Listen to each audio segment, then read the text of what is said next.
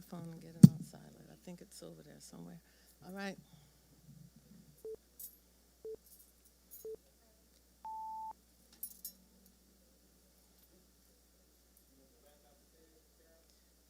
Do I need it? No. I just,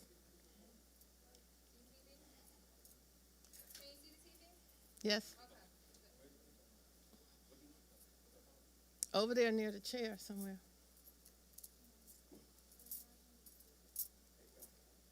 I don't need it.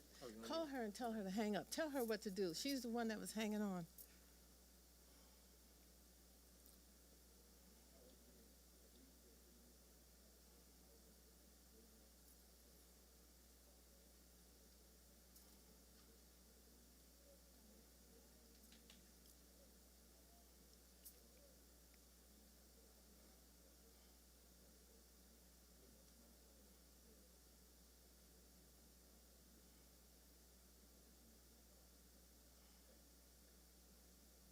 Does anybody have a Kleenex? My glasses are very dirty.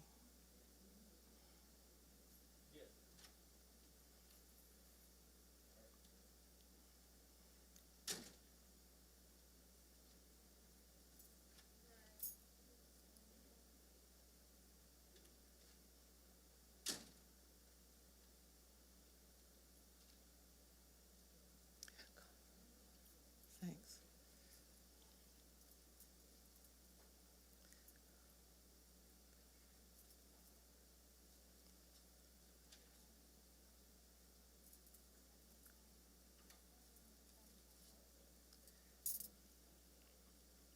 Oh, I made them worse.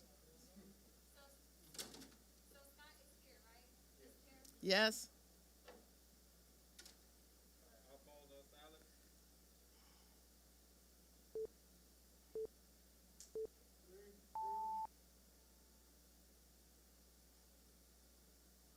Welcome, everyone. We apologize for the delay, but our welcome is sincere, and we're so happy that you have joined us. The A.L. Lewis Historical Society's virtual 6th anniversary celebration. And I'm going to be your host this evening. My name is Carol J. Alexander, and I am also the director of the American Beach Museum. On this day, September the 5th, 2005, the Beach Lady made transition to her ancestral butterfly. And we honor her. On this day, on September the 5th, 2014, the doors of the American Beach Museum open for you to learn the rich history of American Beach and its residents. On this day, September the 5th, 2020, we speak the name and we honor the protector, shepherd of American Beach Museum, Brother Eunice Asami. So on this day, we honor the Beach Lady and Eunice as our ancestors. During the period of our existence, we have lost many friends, family, and associates during this year. The ancestral African tribute of pouring libations is an essential ceremonial tradition, a way of honoring homage to the ancestors. It allows us to speak their names in love and in gratitude. We invite you to join us as we honor the names of our beloved ones and friends who have joined the ancestral realm. Brother Baba Scott Grimes will lead the blessings of pouring the libations. Baba Scott.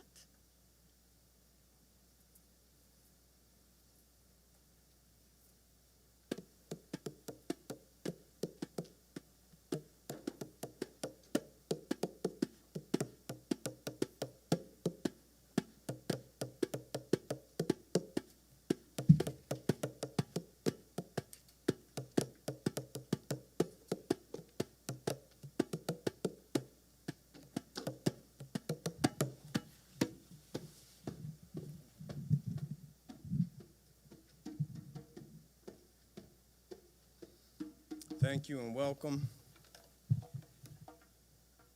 At the beginning of each ritual commemoration, we like to make an attempt to reach into the spiritual realm and call on some ancestors that inspire us and certain powers and principles that we may live by.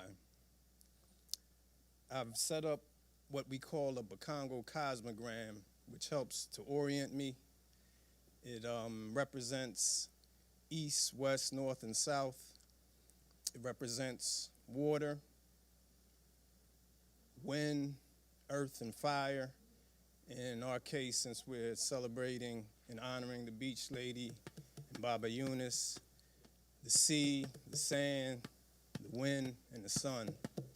So I will be doing the libation statement, and you will be participating with me.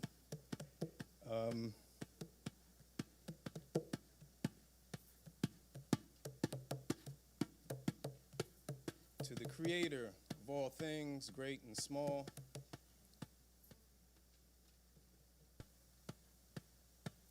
to our ancestors and their indomitable spirit,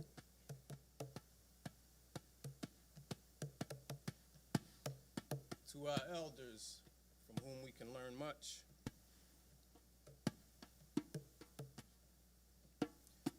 to our struggle and those who struggled on our behalf,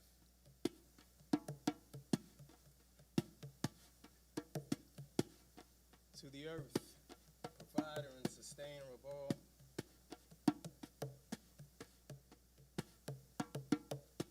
to Umoja, the principle of unity, may it guide and direct us in all that we do.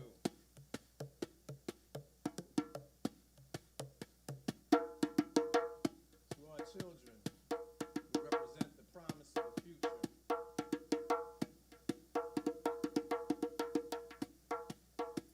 to the memory of Baba Eunice, Mama Maveen, may inspire us to their greatness. May we be able to continue their legacy.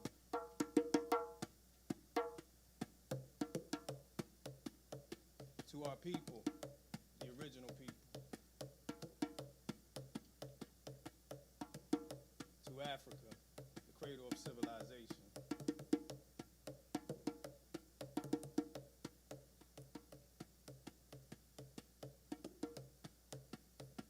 We like to call on and honor, in particular, our ancestors, and for Baba Eunice, help him with his travels through the new realm.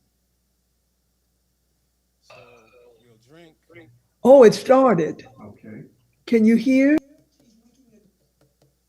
So we'll drink and say the name of the ancestors that we memorialize and pour.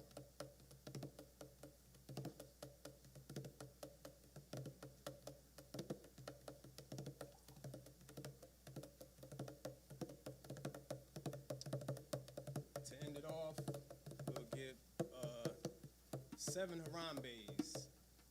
And Harambe means let's pour together. So we start with our fists held high, and we'll bring it down with each Harambe. A lot of energy. Harambe, Harambe, Harambe, Harambe, Harambe, Harambe, Harambe.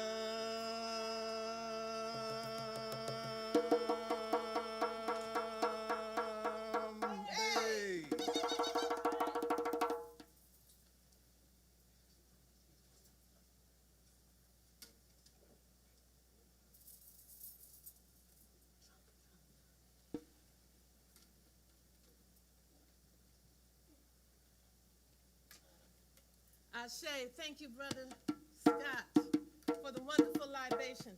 For those of you who are just joining us, again, we extend all kinds of apologies. At the same time, we are saying thank you. Thank you so much for joining us today. Technical difficulties during this virtual age, especially with people my age, it is a difficult kind of Ashe, because we accept and we are joining together as a people, and we have lost many souls. Maya Angelou wrote in a poem that she did, when great trees fall, rocks on distant hills shudder, lions hunker down in tall trees, and elephants lumber safely. When great souls die, the air around us becomes light, rare, sterile. We breathe briefly, our eyes briefly see with hurtful clarity.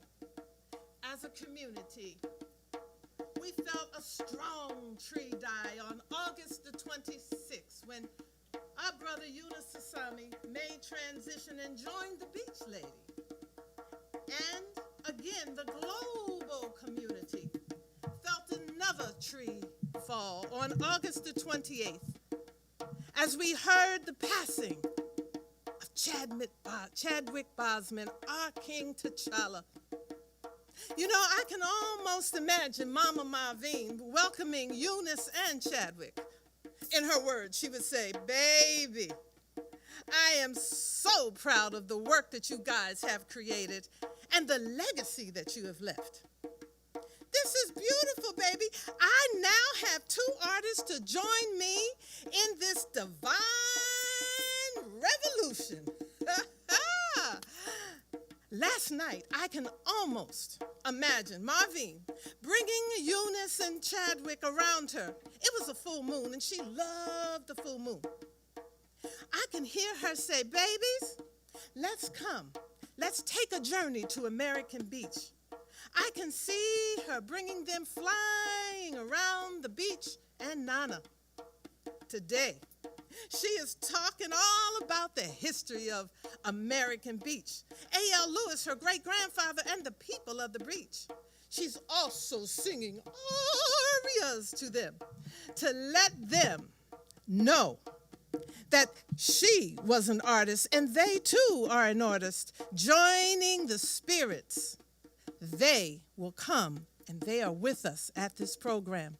I can imagine her saying, "Baby, everything is purposeful and everything happens with a 5. Well, you know, 5 is the American Beach ladies. It's a magical number. You know, she would always say, "Baby, 5 is a great number." Well, you know, my great-grandfather, A.L. Lewis, she would say, was born in 1865. Well, you know, the Beach Lady, I was born in 1935. And American Beach opened in 1935. And she would go on to say that the Voting Rights Act was in 1965. And we should remember that in this period. And Eunice, she probably is saying, "Baby, you know you are special because you were born in 1955. You see where I'm going, baby?" That's what she would say. "Child, please." So today is September the 5th. We were supposed to begin at 5 o'clock, but at 5:15, we see you, and you. And I am so glad that you have joined us. The story of American Beach on Amelia Island is truly historical. It begins even further than when the first Africans landed at the Amelia Island, what is known as Amelia Island. 400 years ago, we were brought across this ocean, engaged with shackles and put in total oppression and discrimination. The struggle, as we know, has continued. Racial segregation was a fact of life, and laws were passed to establish and enforce segregation of African Americans and whites. Public beaches in America and public swimming pools were whites only places in America's jurisdiction. Beaches were segregated, and blacks were not allowed to sunbathe or swim there in the north part of the country, the south, the east, the west. But beginning At the turn of the century, at the turn of the 20th century, African Americans responded to this blatant act of discrimination, and we did it in two ways. Some demonstrated against the injustice, organizing wait-ins, and others disrupted activities to force the integration of beaches, or at least create a Black-only safe spot. Others pulled their monies together and purchased private beachfront properties and created their own beach and recreational resorts. American Beach is an example. It was founded in 1935 by A.L. Lewis. Let me tell you for a minute, if you don't know, he was Florida's first Black millionaire and the president of the Afro-American Life Insurance Company. Another note, which was the first insurance company of Florida, Black or white. It was established, according to Mr. Lewis, American Beach was established where African Americans could enjoy recreation, relaxation without humiliation. The Afro had been coming up to a place called Franklintown on Amelia Island, and A.L. Lewis wanted to establish a place where Black people could purchase a vacation home, come and go and have a wonderful entertaining time, having outings, picnics. Throughout the 1930s and the 1960s, the beach was a haven for Black entertainment, ownership, businesses, and family outings. Entertainers would come from all over, like Cab Calloway, Ray Charles, Joe Louis, James Brown, all found their way to American Beach, a safe, secure, and welcoming vacation destination. Well, if you haven't visited American Beach, or if you have, we want you to watch the American Beach Tour by the Beach Lady.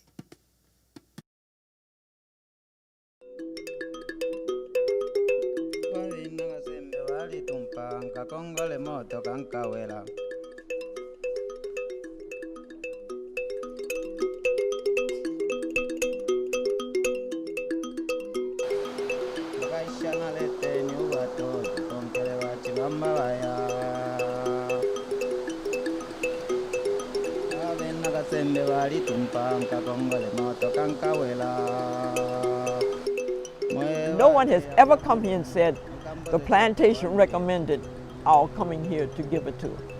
It's because they come down Lewis Street, they see me, or they make the wrong turn.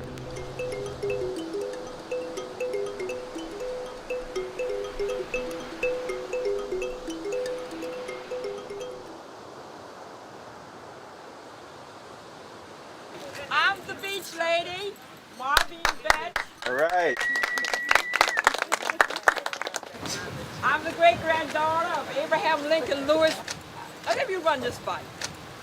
White folks going into depression, y'all. They jumping out of windows. Economy's going crazy. Black people buying their own beach. Now you know we bad. Think about it. 1935, and we are still here. They've tried every trick in the book to get us off. All the houses that you see are Black-owned. After integration, several whites bought along the ocean, so you may have about 13 lots, but they haven't built yet. Don't be deceived by the outside of these houses. It's deliberate. My great-grandfather told them, I don't care if you got gold-plated toilet paper, put it inside, because a property appraiser will get you. And that's exactly what it is. The houses are gorgeous inside. The wealth is the history. The houses on the outside look very simple. But the richness at American Beach is its history. Trust me. When I show you some of the houses and the history that's there, you just won't believe that much could be in just 12 streets. 12 streets. And as you can imagine, in its heyday, you couldn't have gotten down this street, so many cars, buses. Black people came from all over the South, the North, thousands. This was the only little Black beach you had And this, of course, was it. Okay, now look at the names of the streets. This is Leonard Street. This is named for my uncle, the first black corporate lawyer. You're now on Lewis Street. This was named for my great-grandfather. This next street is called Lee Street. Now don't forget, we were the economic base for the entire South, folks. You couldn't go into a white bank and get money. Are you crazy? You crazy? In fact, if you had to bury black people, you had to go around and collect money. So my great-grandfather, along with 7 other men, each put up $100. And the Afro started out as a burial society, so that black people wouldn't have to beg every time they got ready to bury. You look at it, 1901 now, okay? See this maroon house coming up? Supreme Court judge. Remember when they said recount? And you saw that black man? Look at this little cottage on your left. He built it himself. Are you ready for this? The first black man to graduate from Harvard University's Theological Seminary. See what I'm talking about? Child, please. Oh my goodness. This street is named for James Street, named for my grandfather. Of course, as I said, my sister was president of Spelman College in Atlanta, Georgia.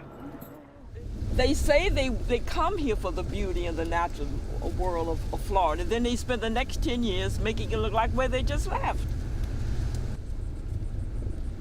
You have the beach club, or it's called the villas.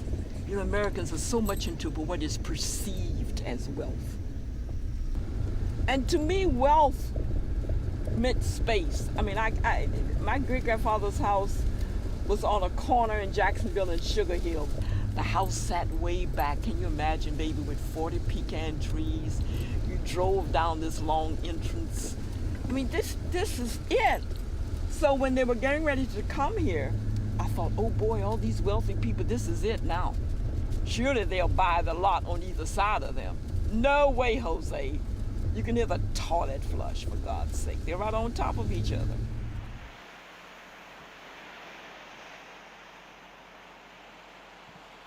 But you know what? Sometimes when I'm sitting down on the beach and I sleep out on the beach at night, I say, that's okay, God, we got the same air. We got the same ocean. Isn't it wonderful? Isn't it wonderful? Ain't it wonderful? Child, please. That was the Beach Lady. The Beach Lady tour was filmed by Erica McCarthy. And I tell you that when we open in January of 2021, you too can see the entire beach tour as well as walk around American Beach. Now, some of you have had the privilege of meeting the Beach Lady, visiting her on tour, but some of you have watched that film and said, oh my, who is she? She's stunning, beautiful. Well, let me give you an introduction to the Beach Lady, Maveen Oshun Betch. Now, let me do it in story form. She was born Marveen Elizabeth Betch. Well, as she grew as a rebel, she stood for purpose. And when Ronald Reagan was president of the United States, she wanted nothing to do with Ronald Reagan. So what would a rebel activist do? Throw the R out of her name. So she became Maveen Oshun Betch. Now, she had 7 feet 6 inches of hair. Her hair was her glory. Her hair was her crown. At times on tour, she said the curve at the top was the shape of Africa. And she had nails that were very long that she covered. There was one story that we have when my children were summoned up to see her, and she was very upset because she had applied for the Guinness Book of Records. And she was all excited that she would be there because she had over 2 feet of nails, and found out that a gentleman from India had nails 2 centimeters longer than hers. Devastation. But her long, beautiful nails were still distinctive. She was an opera singer. She sang in Europe, Salome, Madame Butterfly. She was a visionary. She was one who would create all kinds of ideas. She had wisdom beyond wisdom. She was a revolutionary, the mayor of American Beach, and she returned to American Beach to fight for its preservation. Another thing about the beach lady is that she loved family. Mama Malvine loved her family. She would speak about her great-grandfather every time you would come.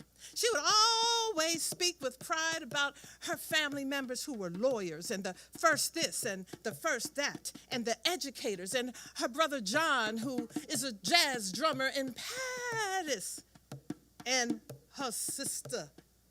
The sister president, she would call her Bougie. That was her baby sister. Family members of the A.L. Lewis family are with us tonight virtually. Hi, Lewis family. We have the children of James L. Lewis and Thelma Lewis. We have Shirley and Renee and Michael and Maria. The children of John and Mary Lewis Betch. Those are the beach lady's siblings and her niece. We have John Haas Betch in Paris, his daughter Perry in Atlanta, and Dr. Janetta Betch Cole and her husband, James Staten. We call him JD. Her godsons, of whom she participated in bringing both of them into this world, Jabron and Akeem Washington. Well, I think it is time for us to know some more about the beach lady from her family. We have with us this evening her sister, Dr. Janetta Betch Cole. Good evening, Bougie.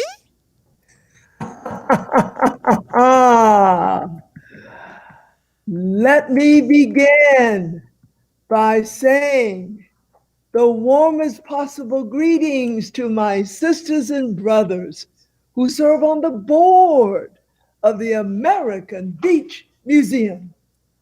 I am giving a virtual hug to Carol Alexander, our dynamic and talented executive director of the museum.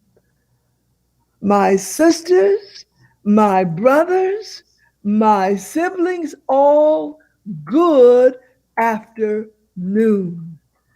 As one would say in the Black church, where the tradition of testifying lives on, it's a great getting up afternoon.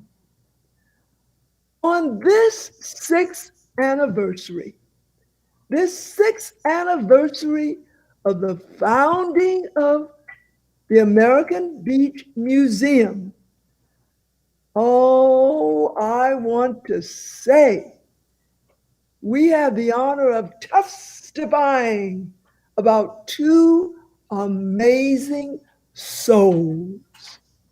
One of the souls is Maureen Oshun Betch, my one and only blood sister, born in Jacksonville, Florida, but indelibly associated with American Beach.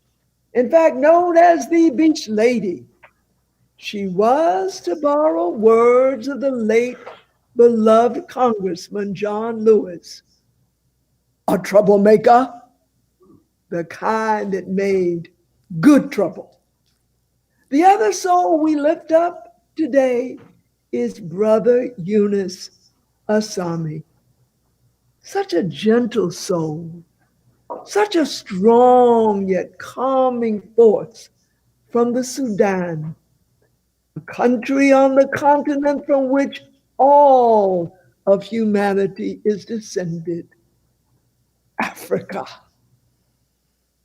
Both of these souls, different in their personas, but equally unforgettable, contributed so mightily to the place we have convened to celebrate, the American Beach Museum.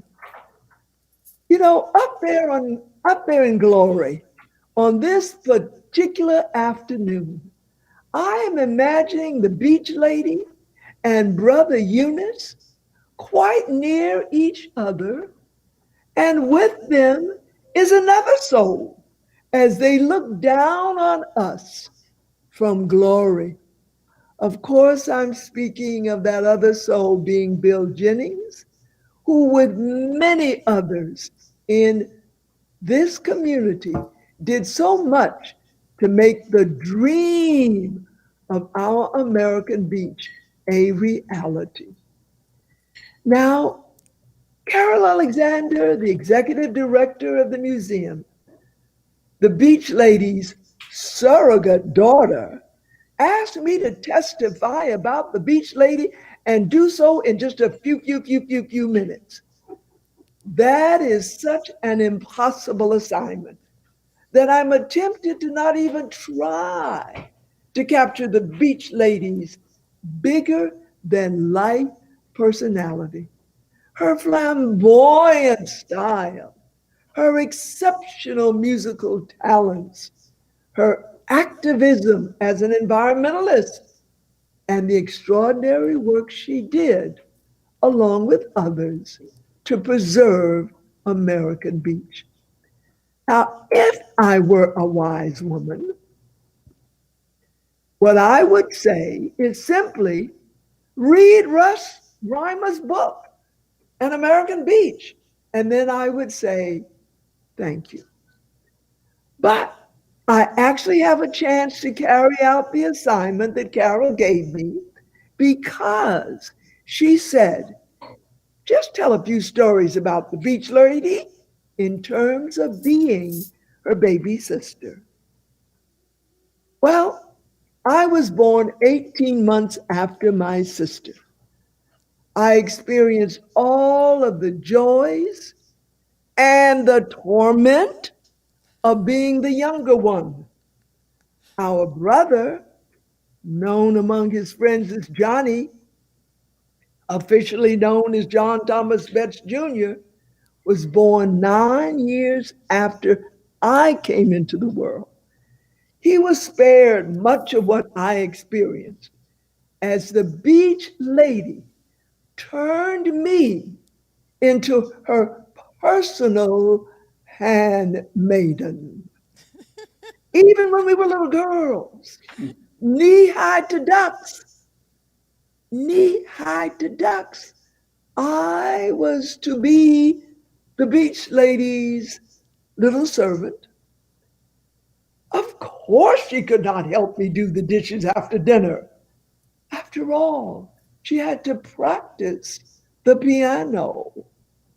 How well I remember that when we were treated to ice cream cones, the beach lady would quickly eat her vanilla ice cream cone and then insist that because she was my big sister, I had to give her as many licks as she wanted of my chocolate ice cream cone.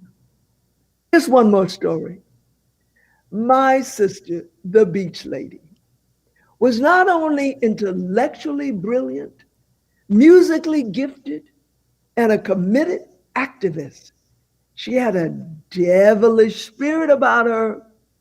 Now, my 3 sons, David, Aaron, and Ethan Che, still tell stories of how their aunt would hide when they came to visit in Florida.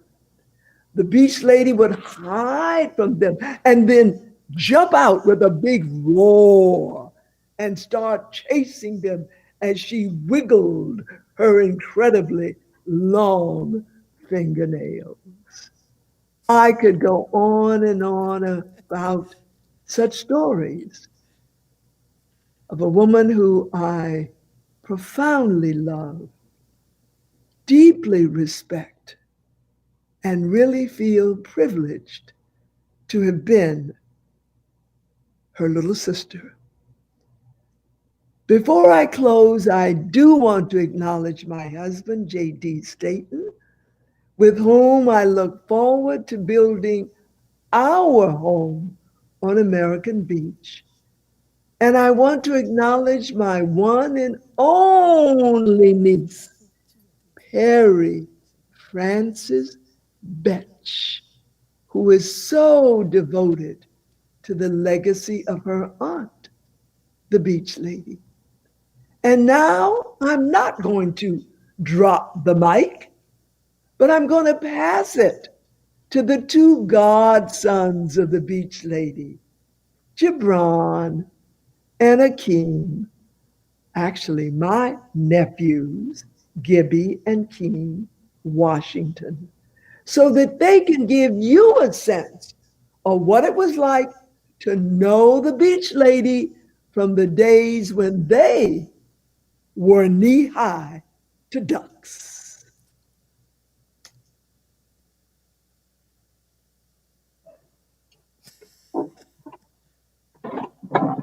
Hello, everyone out there virtually in the web. Hey, Mom. How are you, Mom? So good to see you. Hey, Mom. Hey, Mom. So good to see you. So good to see everyone, and thank you guys so much. As you see, my name is Jabron Washington, and I'm a special guest, along here with my brother, Akeem Washington. Who's also a special guest. Also a special guest. Also a special guest. Who are here to kind of share our stories with the Beach Lady growing up with such a eccentric personality like hers was a one in a lifetime opportunity. We're going to hear a lot of different stories about all of everyone's experience with her, but we're going to share some of the stories that some people know, some people may not, and hopefully give a different look at Mama Marvine as we go through it. So as everyone knows that Mama Marvine was the beach lady, she was focused on the environment, she was focused on the community and African Americans in their entirety. But very few of you actually know that Mama Marvine was actually a secret card shark.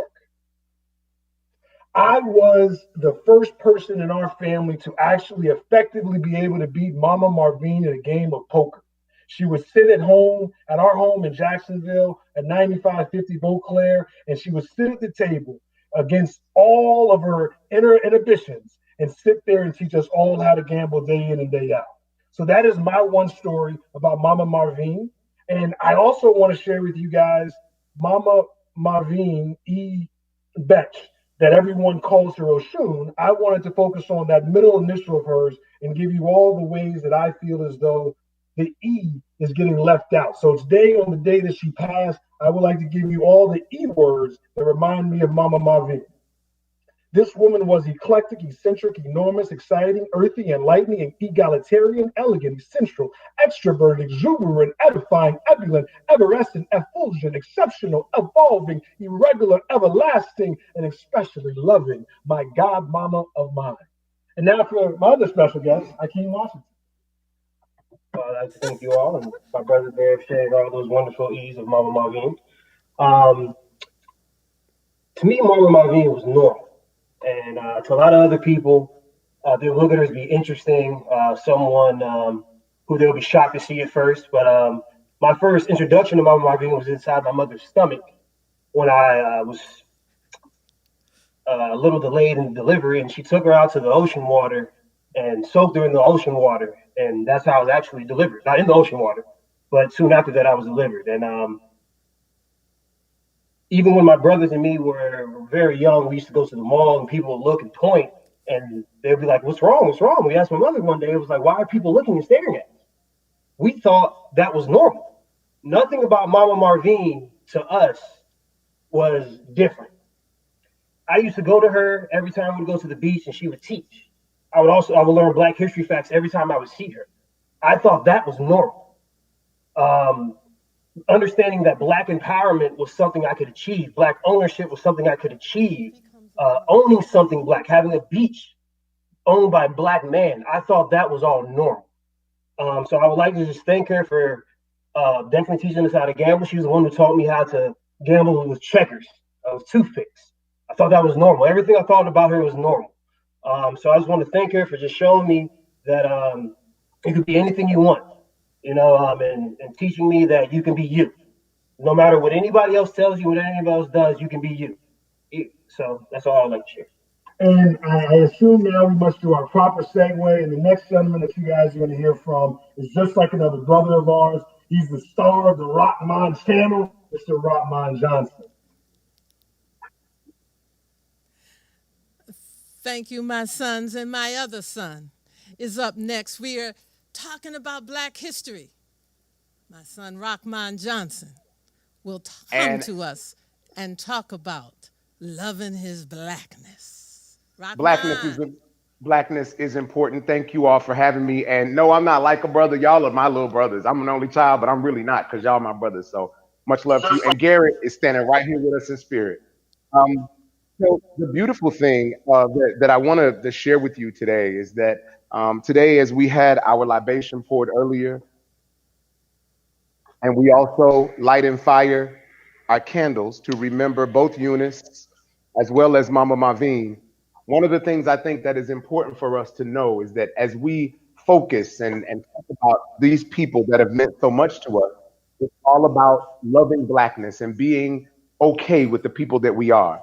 I recently wrote a book as I was inspired by my ancestor, my mother, and as I have these wonderful people behind me, I know that I can do nothing but succeed going forward. So I leave you with this tribute to both Eunice and the Beach Lady, Auntie Marvine. One morning I woke up and discovered that I was Black.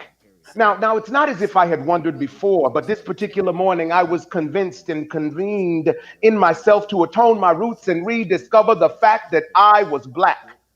I was Black like the tribal drums of yesteryear. Boom, da da boom, da boom, boom, da da boom, da boom.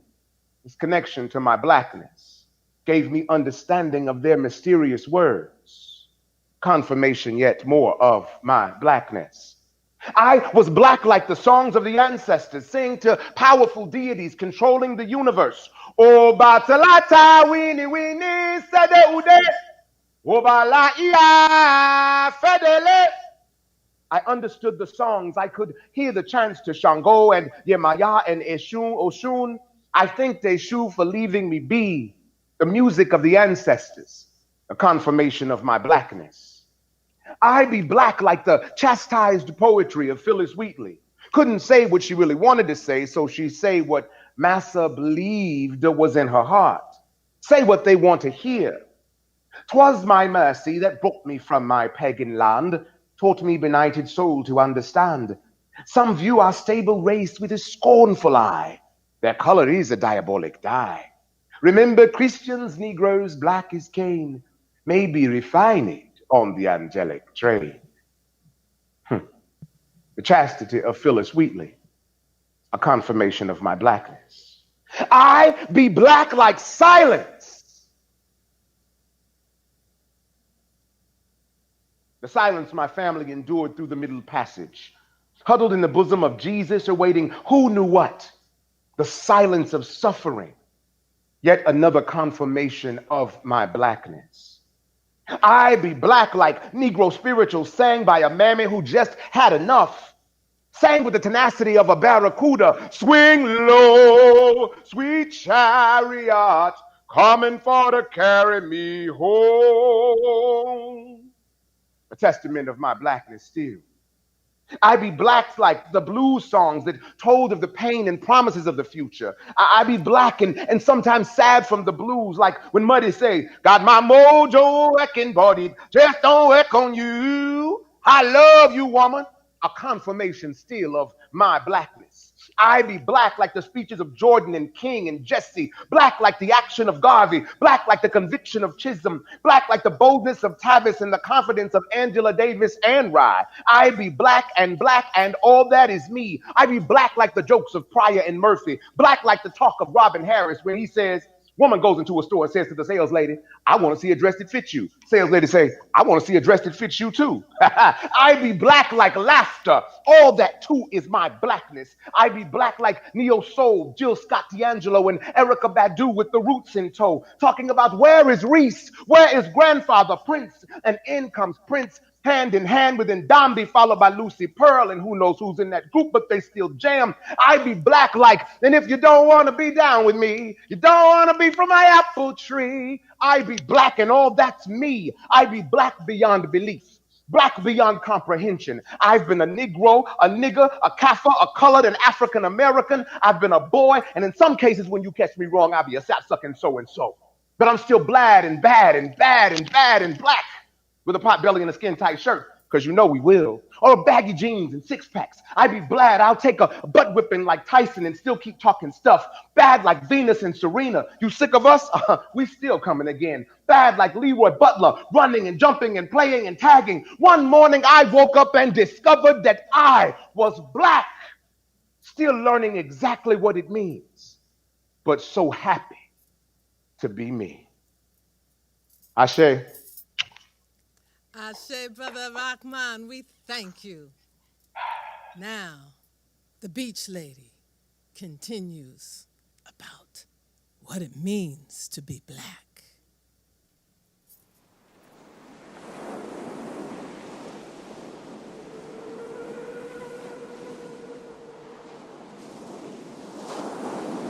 It's so funny, many nights I just sit on the beach and because often people come here and tell me, it's so strange when I sit here, it is as if all my troubles go out with the next tide. And I must admit that this is one of the things that I love here. It's such a spiritual high. But then there are the nights. And there are those strange, strange nights when you're sitting on that beach and somewhere deep in our own memory, psychic or whatever you want to call it, one can almost hear those chains. After the importation of new slaves was outlawed, and a law passed by Thomas Jefferson in 1807, the New England slaving families re-registered their ships under the Spanish flag and brought their cargo bound for the American colonies, or the American states at this point, to Fernandina. And they would be warehoused here and then smuggled across the border into Georgia. Fernandina, this tiny little area right here where we are on a 13-mile island, was the headquarters for the illegal slave trade. Amelia Island was a warehouse for slaves bound across the border into Georgia to be sold into slavery. The penalty for being caught at this smuggling was death. When the slave master or the ship captain found that he was caught, it was a case of his neck or theirs. The records show that there were instances where the British or American men of war would approach the slavers under the Spanish flag, and the cargo would go overboard. Cargo was Africans who would wash up in their chains on the beaches here. It's the most horrendous thing you can imagine when you're out there on American Beach. This beautiful place where my great-grandfather brought us freedom, brought us a feeling of dignity and good feeling. The full horror of slavery was as dramatically demonstrated on this beach as maybe anywhere in the Americas. The nights that I'm sitting on that beach, when I hear those voices, it's like they're giving me that pain that I need again to keep fighting, to keep knowing that there must be justice.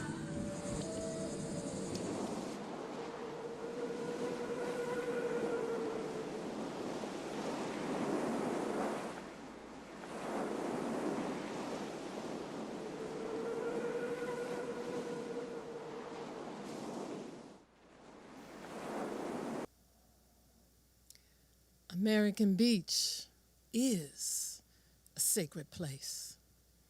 You heard those words by the beach lady Marvine, and also the words of author Russ Reimer with the book that Janetta Cole was speaking of called American Beach.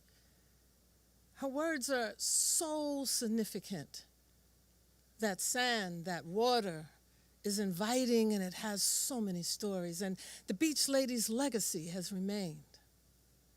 And it continues embodied into her niece, Frances Perry Betch, who continues to tell the story of the family and American Beach and the people who live there, who bring people to the beach like her auntie wanted her to.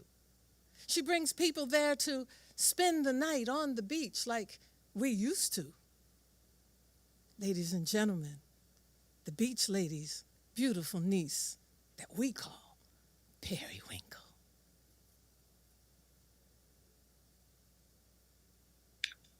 Testifying, to give evidence or proof of something's existing or being the case, to bear witness, to give one's testimony, to spread the good news. My name is Perry Frances Betch. Malvino Schoenbetch is my daddy's sister. I'm joining you today to give testimony, evidence, and proof that the energy, power, magic, and love that is, was, and always will be my Aunt Marvine is alive and well on American Beach, at the American Beach Museum, on Amelia Island, and all points beyond. Marvine is everywhere. This is an interactive practice. I will give you the evidence, and I will say, it's all connected, baby. And you will say, Beach Lady lives. You got to give it some feeling, some energy. Of course, because it's Marvine, I've chosen 5 pieces of evidence because she became an exalted ancestor on this day, September 5th, 15 years ago. So once again, I'm going to give the evidence and say, it's all connected, baby. And you say, wherever you are, say it loud, Beach Lady lives. You ready? Here we go. Prophetic Black science fiction writer Octavia Butler's novel, Parable of the Sower, made the New York Times bestseller list. And visionary scholar Alexis Pauline Gumbs published Undrowned, Black Feminist Lessons from Marine Mammals. It's all connected, baby. Yesterday, North Florida Land Trust's Amelia Island Forever campaign received $100,000 matching funds for the purchase of conservation lands on Amelia Island. It's all connected, baby. The Susie King Taylor Institute's 3rd annual Mami Wata Rising Conference honored Marvine as a proponent of unbridled ecological joy. And in February, the Black Beach exhibit by Jacksonville artists had a standing room only opening with over 300 attendees at the Heather Moore Gallery. Why? Because it's all connected, baby. The summer of 2019, American Beach Afrotopia, with the support and guidance of our beloved Baba Eunice, created a pop-up village of African-American campers communing in nature on historic American Beach. Over 100 campers enjoyed yoga, meditation, belly dance, delicious high-energy vegan food, and a history tour of the community. In fact, this very weekend, campers from those campouts are out in nature on Sapelo Island and at the Big Black Campout in Toomsboro, Georgia. And all over the country, organizations such as Outdoor Afro, Girl Trek, the Greening Youth Foundation, and many more are demonstrating a love for nature, being in the outdoors, a respect for the environment, and the power of being Black and green, because it's all connected, baby. Beach In lady 27, oh, lives. sorry. In 2017, descendants of our ancestor Anta Majigen Jai, the mayor of the town of Rufisque, and scholars from the University of the Troisième visited Kingsley Plantation and Anna Kingsley's gravesite. In 2020, 3 cousins from Senegal, members of the Njai family, attended the National Park Service annual Kingsley Heritage Celebration, where my other aunt, Dr. Janetta Cole, gave the keynote address.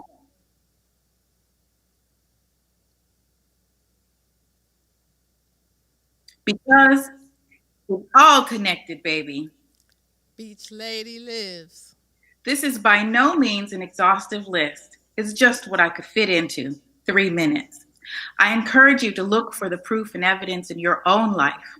I promise you will find it. And when you do, say to yourself, all connected, baby.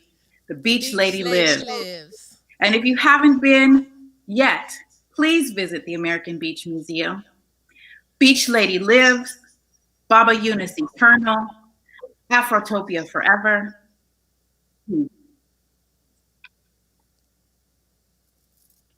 Thank you, Perry. The beach lady lives, even with the button on top of your on your head wrap, because she always wore buttons in her hair. Yes, the beach lady lives, and Eunice is eternal. Afrotopia, as you say, is and will be forever. Continue to bring your friends, family to the beach outs. Well, now we're going to change our energy and talk about the beach lady's divine partner right now, Brother Eunice Asami. If I can use the words of Jacksonville's own James Weldon Johnson when he wrote The Creation, he said, and then God walked around and he looked around on all that he had made. He looked at his sun and he looked at his moon and he looked at the little stars. He would look on his world with all its living things, and God said, I'm so still lonely. Then God sat down on the side of a hill where he could think. But a deep, wide river he sat down. With his head in his hands, he thought and thought. This great God, like a mammy bending over her baby, kneeled down in the dust, toiling over the lump of clay, till he shaped in his own image Eunice Asami. Eunice walked as God having a human experience. Growing up in the Sudan, his main chore was herding sheep. He would say, it taught me that we're all a part of nature. In dealing with sheep, I learned that they have a very peaceful nature, and that when they are in tune with themselves and nature, it was easy. So therefore, I am in tune in nature, and I live an easy, peaceful life. Oh, yes, Brother Eunice did live and walk an easy, peaceful life. I really don't remember when I first met Eunice. I feel like I had known him all of my life. I still, though, remember the time he came to me with a special request. At the time, I was the director of the Ritz Theater, and we were getting ready to have an event, and Eunice came through the door, and he said, "Peace, my sister." That was his greeting to everyone. He said, I would like the opportunity to meet the beach lady. So I said, well, sure. He said, I just purchased at an estate sale some archives of A.L. Lewis, and I would like to share the stories with her. Is it possible that I could meet her? I said, my brother, sure. Just come back later on. And he did come back, and he met the beach lady. Well, they talked, and the next day he brought in his archives. I introduced him to the staff, and I walked into the back where a sister by the name of Atris Jennings, who the A.L. Lewis Historical Society had hired to do the digitizing and collecting archives of the A.L. Lewis collection of the Afro and American beach. And I said, well, Eunice, this is Miss Atris, and she will show you how your collection would be cared for. Atris, would you just talk to Eunice? And I left. And I went back about 4 or 5 hours later, and he was still sitting there. And the next day, and the next day, and the next day. And he would come for not 1, but 2 years and assist Atris with the archives in the back, and he was a volunteer. It took me almost 2 years to get funding to pay him. Eunice worked at the Ritz Theater and La Villa Museum archiving Jacksonville's Black history from that point to the day he made transition. Well, in 2013, Bill Jennings and the A.L. Lewis Historical Society with Carlton Jones and Neil Frink and Eve Jones, and myself, we said it's time to open the museum. Well, I was talking to Eunice about it, and he said, peace, my sister. If you would give myself and my friend Scott the opportunity, maybe we could help in design. Well, Eunice and Scott Grimes designed the interior of the American Beach Museum.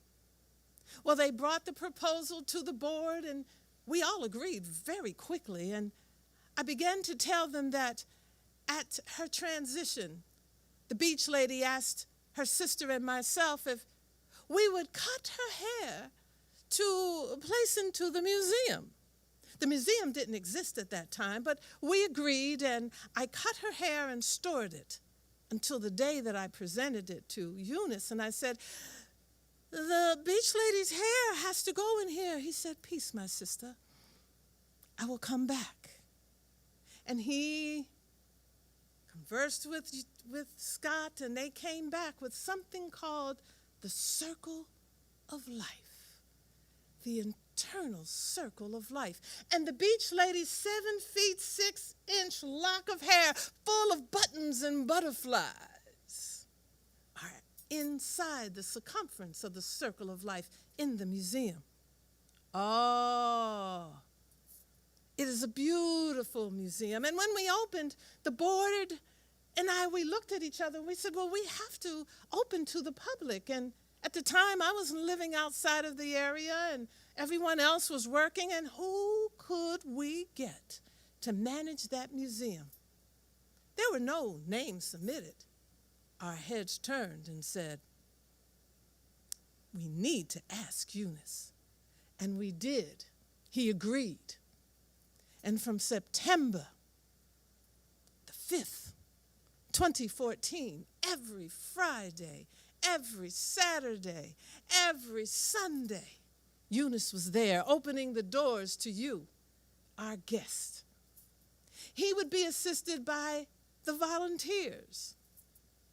He always had some wonderful story or some kind of creation, but he would not only just come every Friday, Saturday, and Sunday.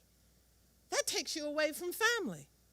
Well, he would bring his granddaughter, Trinity, and she soon became a teenage junior docent. But he had 2 smaller grandchildren who he would bring also during the day, and they would run around in our door, inside of our community center and down at the beach, and he would whisper and talk to them, giving them the history, knowing that one day that they would grow up and they too could be a history teller. Well, Eunice left a legacy for us to follow. Eunice left a legacy for his family, his grandchildren to follow. Eunice left peace that now you really will hear me greet you. And those who know me, I always say greetings.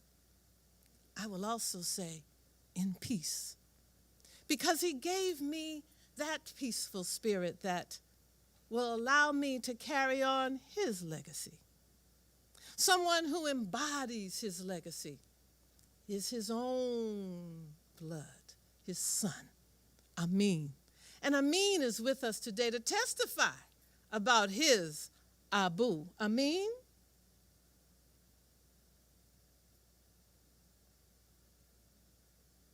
We thought we had Amin on the line.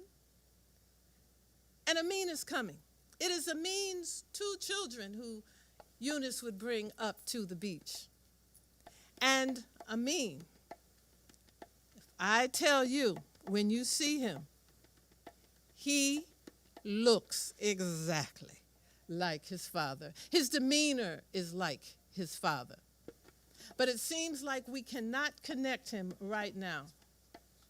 And his phone has frozen, I am told, but we'll continue. I'm wondering if we have any of the volunteers on the line. Technical difficulties in this virtual age is challenging. I just want to say, how is everyone doing? I'm glad to see you virtually or feel you virtually. You see me, but I feel you. And I hope that you can someday come to American Beach. We will open in January of 2021. And we will have a new exhibit for you to see. And it looks like we're going to keep on going because we cannot connect with Amin. Oh, he's back. Amin. Can you hear me? Greetings. I can hear you and Bless. I can see your peaceful face. We want you to testify about your daddy, Abu, as you call him. Uh, First and foremost, I want to thank everyone for a lot of the positive vibrations that I'm still in the process of grieving, and even at this very moment, it's kind of hard for me to speak about my father, as I know he's still here with me, guiding me in the right direction and everything of that nature. But thank you so much for the invite. For those that I haven't met, I feel like I know every last one of you, and I'm happy that I'm able to speak to you today. Without me trying to or attempt to put a pen to a piece of paper, I don't believe I would have been able to stop. So I'm going to speak from the heart and hopefully allow for my nerves to tell me when to stop, right? But just in speaking about my father, I would just say what you see is what you get, right? What you all have said, for those that have been able to come in contact with my father, what you got from my father is exactly what he was behind closed doors. So I can't really give you any type of words that would describe my father. My father is still a myth to me, and he was ever so present in all of our lives. But even with him passing, I've been fortunate enough to discover more about my father through you all, and just being able to have access to now being able to roam through his closet and just find out some additional information. I found pictures that touched my heart, even from me being younger, being able to learn about him in his absence. And obviously, I've been very much fortunate and blessed to be able to have long conversations about my father. And speaking of conversations, I was just on the phone with my older brother Yardan, who we just communicated to each other about how uh, the way my father brought us up, he was never the type to be aggressive, right? So obviously, there's times when you have to chastise or you have to discipline your children.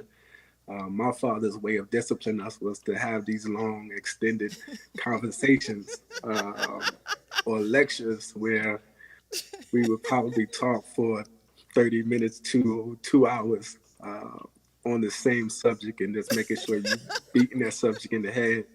And we was just laughing just yesterday, talking about how we would just say, "Hey man, we just get a whooping, or can you cut to the chase and just give us our liquors?" Because it seems like this lecture is a lot more detrimental. But even to this day, a lot of those lessons are true, right? He always spoke about health, always spoke about wealth, always spoke about just having pride of who you are.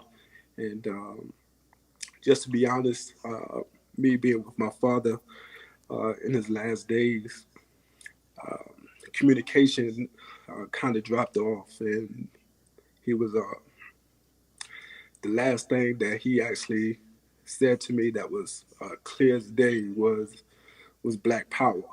And that always been powerful for me. I'm gonna set my phone down because I'm shaking, and I want you to get this message. So even in his last days, as I mentioned, his last words to me was Black Power. And I speak to my family, I speak to my brother, and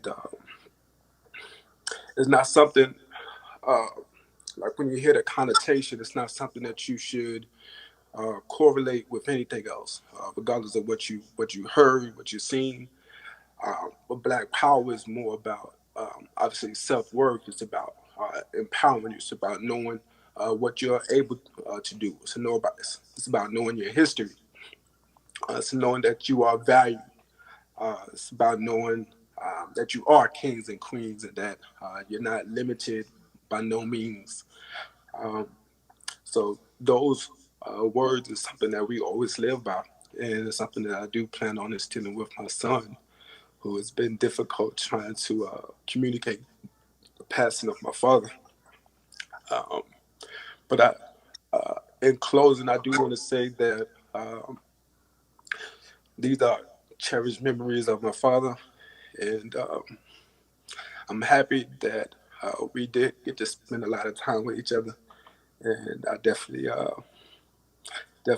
going to continue to make sure that I leave a legacy for my kids and to make sure that they don't forget who he was and that he lives through me and the rest of our family. But for now, I would say peace. I would say Black Power, but I would make sure that you not only take it and be selfish with it, but you also share the message. And I would say all of his truthfulness. So thank you so much for giving me the opportunity to speak and meet with you all. Uh, I definitely want to make sure that we continue to connect. So by all means necessary, I'm open. Please reach out. I would love to share more memories with you guys and move from there. So thank you so much. Thank you. I mean, I have to do like your daddy says, peace. You know, those long words that your father had, they worked. I spent, I want to say, Amin, are you still there? Was it about an hour or 2 hours that we spent together? And I tell you, I went home saying, I had sorrow that I lost my brother, but I had joy that have you in him. You exemplify his energy. You heard his words. I felt as queenly as he used to make me feel you did. I just know that you are going to be a blessing, and know that you have a whole bunch of aunties. You haven't met some of them. A lot of them, as we have all talked, everybody has some part of your father in their house. Lydia Stewart, she sits on her backyard with the chairs that your father made. I just heard last night from Arcadia that your father came with a sledgehammer back in about May and tore out the ceramic tub in her bathroom so he could help her make a new bathroom. Well, I can't go in my upstairs without seeing the bed that he made and the camper headquarters that he put together for Camp Mama Boo that included your niece and his granddaughter Trinity. So you will have us around you, and you are, as well as your brother. Tell everyone where your brother is stationed and what he's doing. Yes, my brother is in the Army. He's a sergeant. He's in Hawaii at the moment. Okay, and we will see him when he does get orders to come back here. We thank you Definitely. so much. And We thank you. also, I want to send extra special positivity towards my younger sister, Shakoy, as well. Yes, and Shakoy, yes. And Shakoy is the mother of Trinity. Trinity. So everyone who comes to the museum knows Trinity, and that is Shakoy is Trinity's mother. So we thank you for that family sharing that you did, that family testifying. Thank you. Thank you. Thank you. Peace. Peace. Now we move to the co-designer of American Beach Museum. You met him earlier, Brother Scott Grimes, who did the libation. He and Eunice, as I told you, they made a design of the interior of the American Beach Museum. I want to present to some and introduce to others Mr. Scott Grimes. We call him Baba Scott. Thank you for having me. I hope I can do Baba Eunice justice in my testimony. We spent a lot of time together. Like Carol said, it's difficult to remember when you first met, or when I first met Baba Eunice, but one of the times that I can recall seeing him first was there was some movement. They were petitioning for something, and I don't know if they were asking for donations or some type of support on 20th Street Expressway. So I think I had just moved to the downtown area, and I was driving down 20th Street Expressway and stopped because one of the guys I knew, and this is before I really knew Baba Eunice. However, when I turned to look at Baba Eunice, he looked like a black version of the Statue of Liberty. So he had his hand held real high, and the fist was really high. And, it was like kind of a throwback to the days when people were committed to the movement of black liberation. And that's what pretty much how he lived his life with respect to our engagements. So whenever we came across each other, for the most part, the conversation was about how we can uplift the people. So we informally created a tribe of different groups of people and families, and Baba Eunice was the elder tribesman. A funny story is something that he would say all the time to, I guess, piggyback off of what Amin said, is when it came to your commitment to the movement, he said, Baba Eunice would always say, well, I have a list of people who I'm a blade. And, blade is to take out when it's time for the revolution. And he said, one of the people at the top of that list is myself. And I thought that was, pretty hilarious, because what he was saying was, at this point, he didn't feel that his level of commitment was to where, he thought it should be. So he had high expectations of himself. Let me get back to the museum. I never knew that. I don't know if Baba Eunice employed me prior to talking to other people about getting me to work with the museum, but he kind of pulled me in. I guess it was like a bartering thing. So he came to like capoeira class. You know, I teach capoeira Angola, so he came to class. You know, he seemed like he was always there when there was something that was needed. So I guess in return, he knew I did work in engineering. However, I wasn't an architect, so maybe he was employing me under the false impression. But I decided to say, okay, well, yeah, let's work together because you can't turn Baba Eunice down. Another thing about Baba Eunice is his look is intimidating if you don't know him, because you know he's a type of person. He has that he's humble. He has that silent power. So, you know, when you talk to him, he doesn't give a false impression. He's in that moment. And if there's no reason to smile, he's not going to smile. So you have, you know, you're engaged. And initially, like I said, he seems intimidating. But anyway, he employed me, so I couldn't say no. And we started on this journey, and this journey led me into places that I never thought I'd go, but I was happy that he brought me there. And so with the Circle of Life, that kind of came about partially through him educating me on the beach lady and the history of American beach, and then my own journey into understanding symbolism, African symbolism, and the Bakongo cosmogram, which we use whenever we pour libation. So we decided, he asked me, he said, okay, well, lay the floor plan out. And I guess I didn't know exactly what that meant, but I decided to incorporate a lot of symbols, a lot of information that he gave me.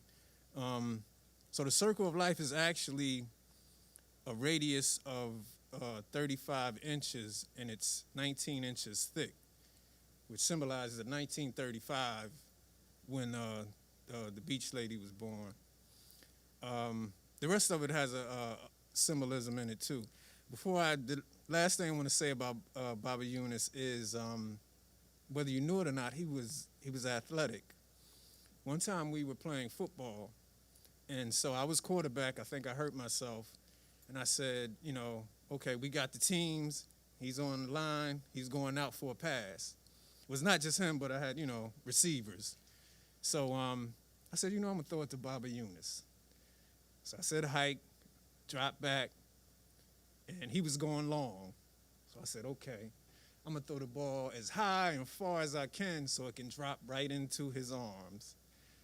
So he went out, I threw it far and high, but I was like, he's not going to catch this. But he kept running, his little legs was going, and I was like, oh, man. And you see the thing happening, you're like, oh, he going to catch it.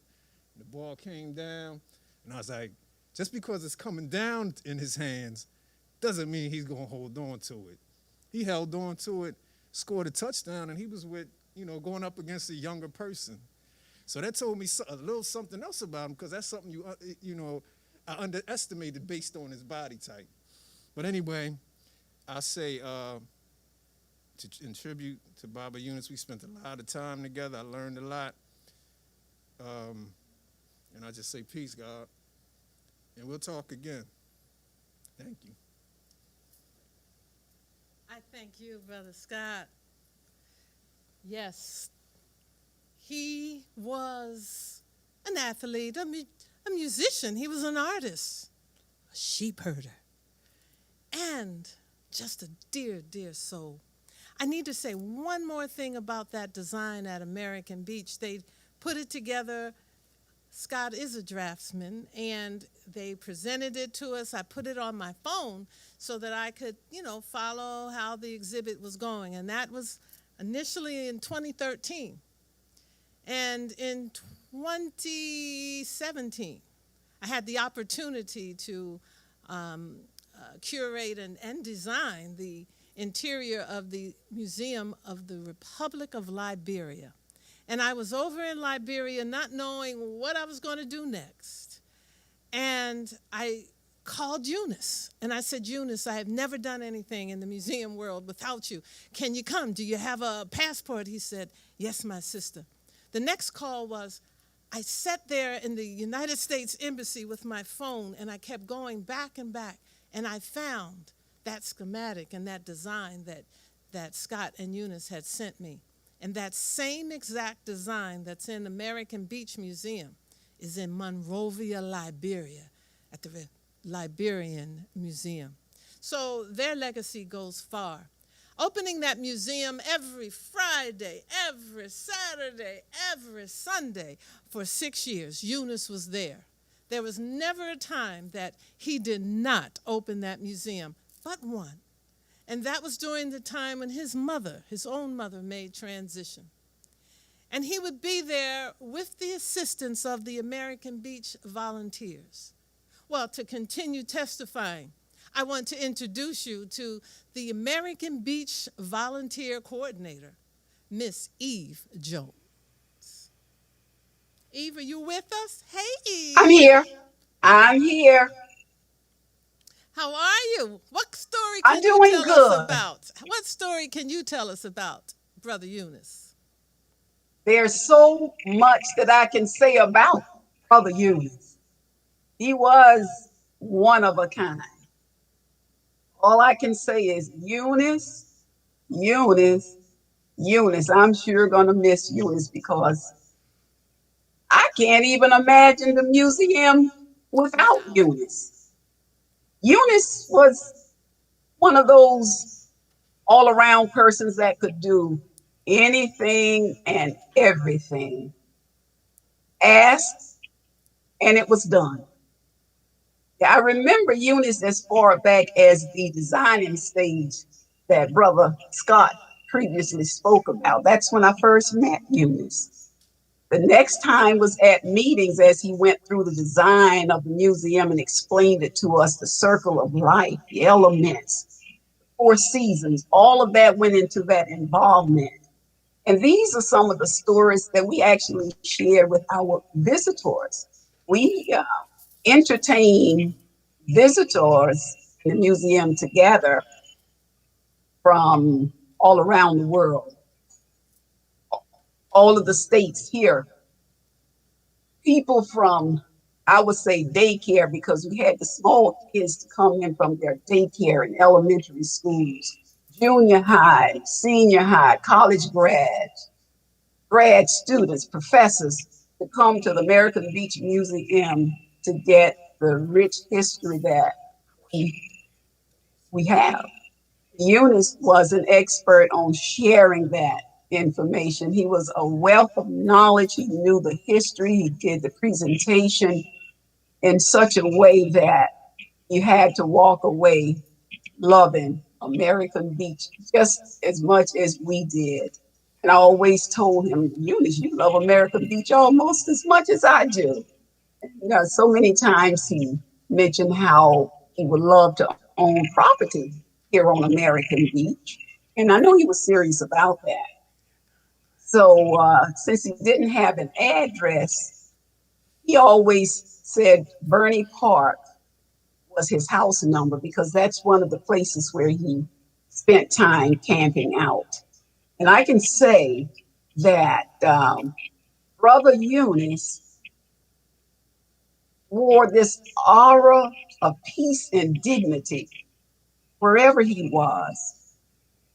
He didn't have to say how proud he was or how important he was. He wore that. And I can just say that I truly enjoyed working with him. I'm going to miss him. As a matter of fact, the very last day that the museum was open before the pandemic, Eunice and I worked together. We closed down that museum for our last visit. We corresponded by phone, by text message in between during the interim. And I was always hoping that we would get together again someday soon. So when Sister Carol called to share the news with me about the transitioning, I screamed. It just didn't seem true. Not Eunice. It was very sad and the heart ached for a long time. But today, I can truly say I'm at peace with what happened. And I do feel that Eunice has left his peaceful spirit here on American Beach. At one time, he presented the history to share. Now his spirit is still among us as a protector. So I'm going to miss my brother Eunice and move forward from this day on. He was a good mentor, especially to his granddaughters, I should say, but I especially worked more with Trinity than the other two. He was a good role model. He set a good example to those grandkids and all of the other young people that we had working in the museum as volunteers. We had our junior volunteer group and we had our docents and senior volunteers. Eunice was there for all of us. And now I'll just have to say goodbye, Brother Eunice. I'll see you in the spirit. Thank you. There were touching words, Eve. Thank you so much for sharing. And Eve is responsible for coordinating all of our volunteers. We have about 20 volunteers who come in and help to show our guests around the museum. There are 2 volunteers that are husband and wife. Yeah, we have a family affair up at American Beach. And these 2 people, Mr. Irving and Miss Dolores Gilliard, they're going to join us with their words. They're also the caterers up on American Beach, and when it's time for us to have events, especially for our American Beach tea for the volunteers, they are always there to be able to serve our guests. Do we have Irving and Dolores on the line? They are saying no. Well, we need to just keep on going, and it seems like we should just move forward and do our tribute to Eunice in a photo montage, tribute to Eunice Asami.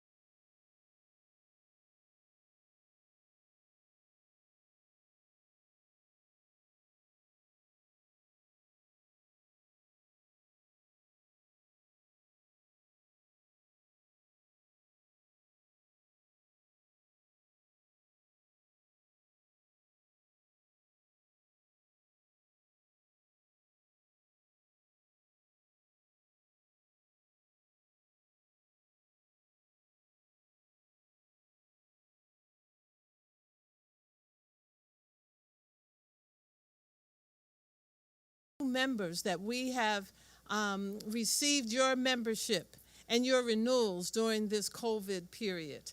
And we also have something called the Beach Ladies Circle of supporters. And you can find how you can contribute to our museum on AmericanBeachMuseum.org. Find out some more history and see how you can be a part of support. I understand that Ranger Ted from the Timaquan Ecological and Historical Preservation is with us. Our partner. Hey, Ranger. Hello, and I want to thank you all for inviting me to participate. Again, my name is Ted Johnson, and I'm the Community Engagement Ranger at Timaquan Ecological and Historic Preserve. And of course, the preserve has had a long history with American Beach and with the museum and from the start. And I've been privileged to work with you folks and, of course, with Eunice for a little over about 1.5 years now. And when I came to this position, my superintendent had my first assignment was to visit the community of American Beach. And when I had an opportunity to visit and make my way up to the museum, of course, I was greeted by Eunice with that very warm smile. And I saw quite a bit in that. As soon as I met him, I understood a few things, and his, his presence and his, his persona has been described, but I'd like to describe it in a little different way. The way I felt was that when I met him and had that smile and that calmness, I also felt that he was taking a look at and assessing the situation and figuring out how he could share his wisdom and what he would do very creatively, very carefully, was make the person with whom he was having a conversation feel at ease, I believe. And it was as if he and you were participating together in a learning experience. Because I feel that although we know he was very much a man of great wisdom, I believe in my conversations with him that he also was a lifelong learner. He understood the importance of keeping himself open to continue to learn. And boy, that is a real key in a life experience. And so I feel that having those opportunities to talk with him, to learn from him, because he would, as has also been shared, talk a lot about the relationship between nature and history, particularly there in American Beach.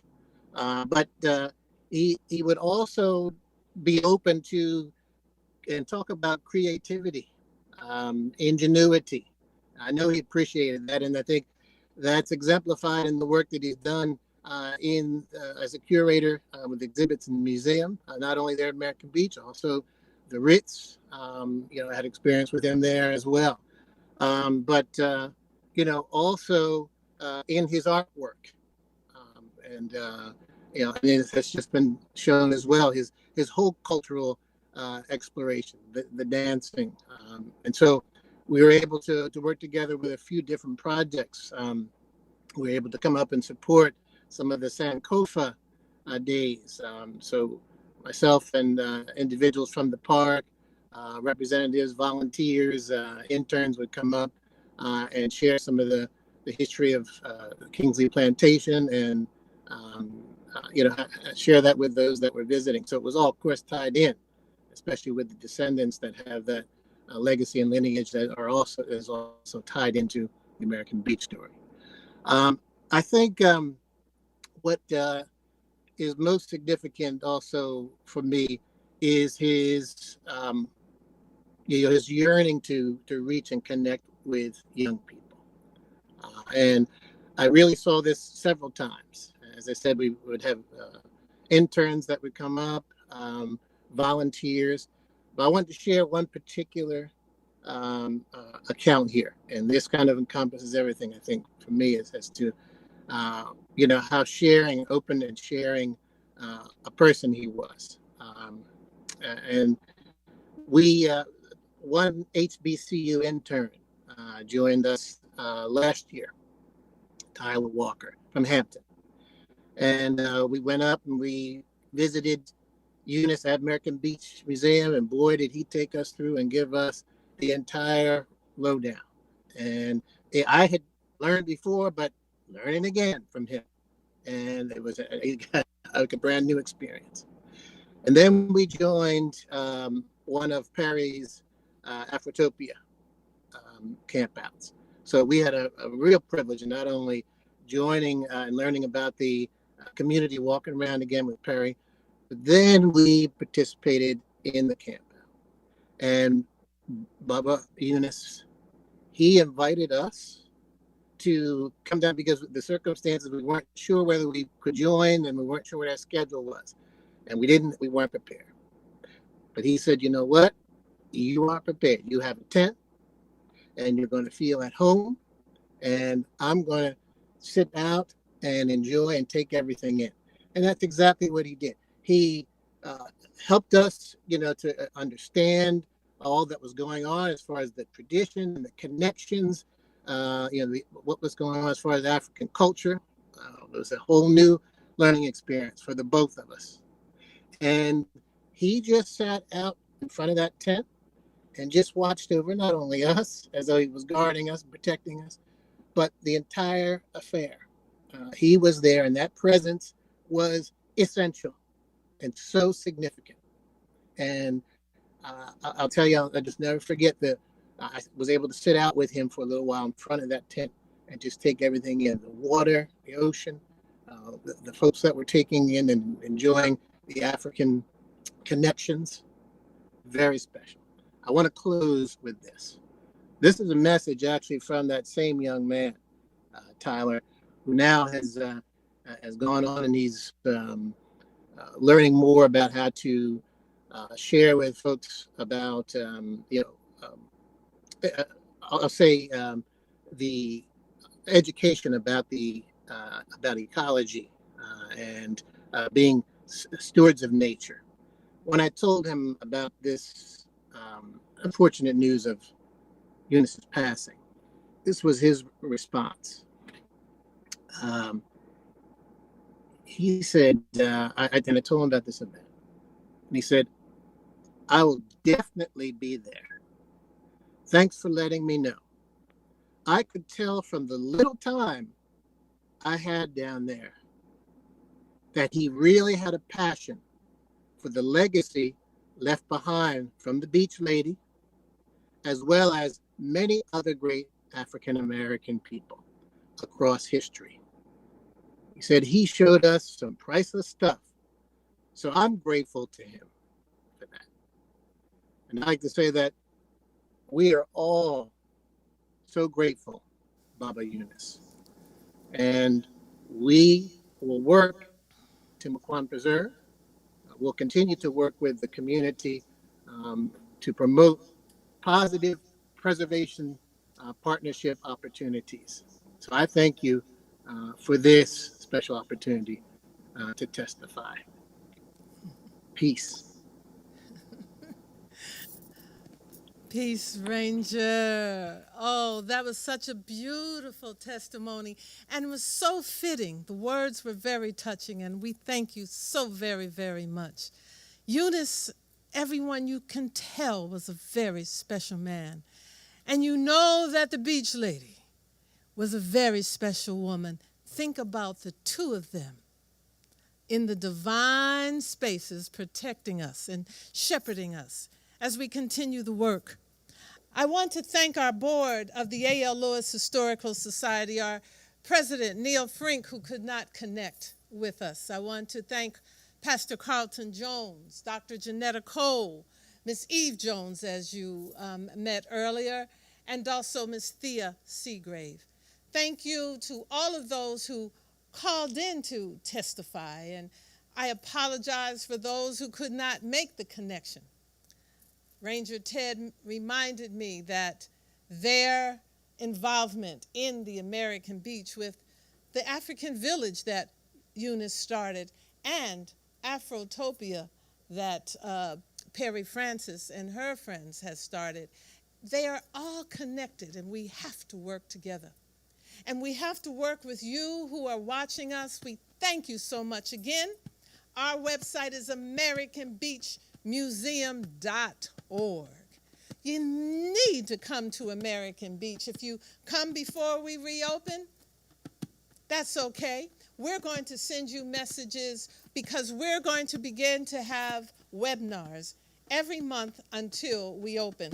We'll give you the date of our first, well, I guess this would be the first, our second webinar that we're going to have. We don't have the date, but we know we're going to come back to this amazing black business of media conclave with Mr. Reggie Dantzler Jr. and Cedric Matthews.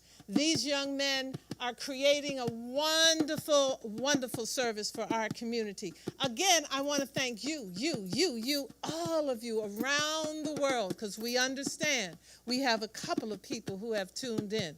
The next time we do it, I hope it will be clear. We're going to see if we can't put this on our website. In case you missed it, tune in. I thank you from the top, the middle, and the bottom of my heart, as my sister Janetta Cole would say. I thank you from the family of Eunice Asami and the family of the Beach Lady. We enjoyed the fact that you thought so much of us, that you spent this hour and a half with us and kind of stayed with us. I'm going to allow you, as we leave this sacred place with these sacred stories, to hear the sacred drums of our brother, Adrian. We call him Dree Rhodes, who is also a very, very wonderful artist in our community. Thank you, community, and we love you. Bye-bye and peace.